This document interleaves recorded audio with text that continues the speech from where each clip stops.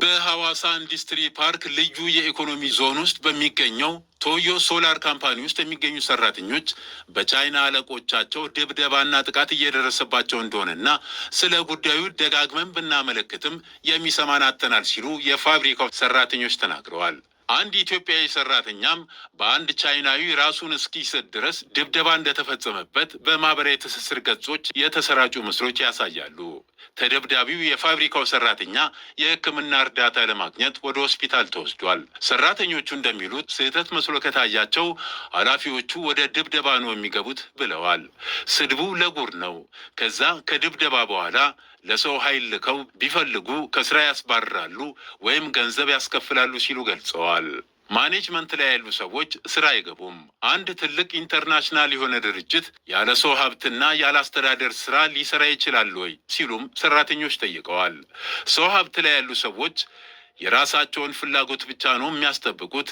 ምሽት 2 ሰዓት ገብተን ጠዋት 2 ሰዓት ነው የምንወጣው። ምግብ ተበላሸ ሲባሉም ደማቸው ነው የሚፈላው ብለዋል ሰራተኞቹ።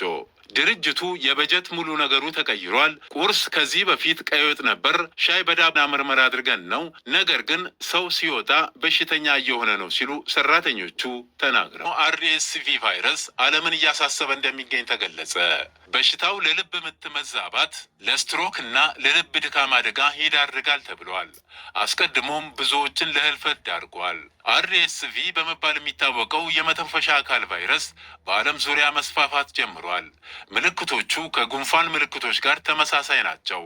ነገር ግን የበሽታው ውስብስብነት ከባድ ከመሆኑም በላይ በጃማ ኔትወርክ ኦፕን በተሰኘው መጽሔት መሰረት ከአዲስ የኮሮና ቫይረስ ኮቪድ-19 እንደሚገኝ ተገለጸ።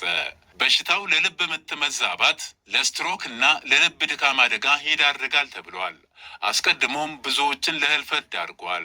አርኤስቪ በመባል የሚታወቀው የመተንፈሻ አካል ቫይረስ በዓለም ዙሪያ መስፋፋት ጀምሯል። ምልክቶቹ ከጉንፋን ምልክቶች ጋር ተመሳሳይ ናቸው።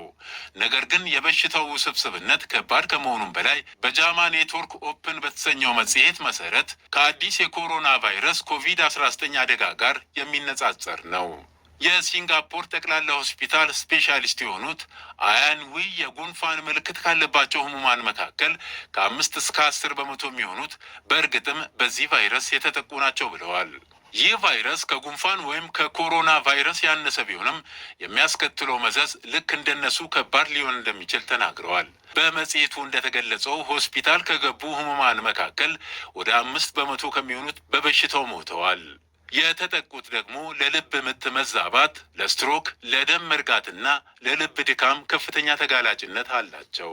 በአርኤስቪ ምክንያት ሆስፒታል የገቡ አዋቂዎች በ300 ቀናት ውስጥ የልብና የደም ዝውውር እንዲሁም የነርቭ ውስብስቦች የመጋለጥ ዕድላቸው ይጨምራል ተብሏል። በአርኤስቪ የተጠቁ ህጻናት የመተንፈሻ አካላት ውስብስቦች የመጋለጥ ዕድላቸው ከፍ ያለ ነው።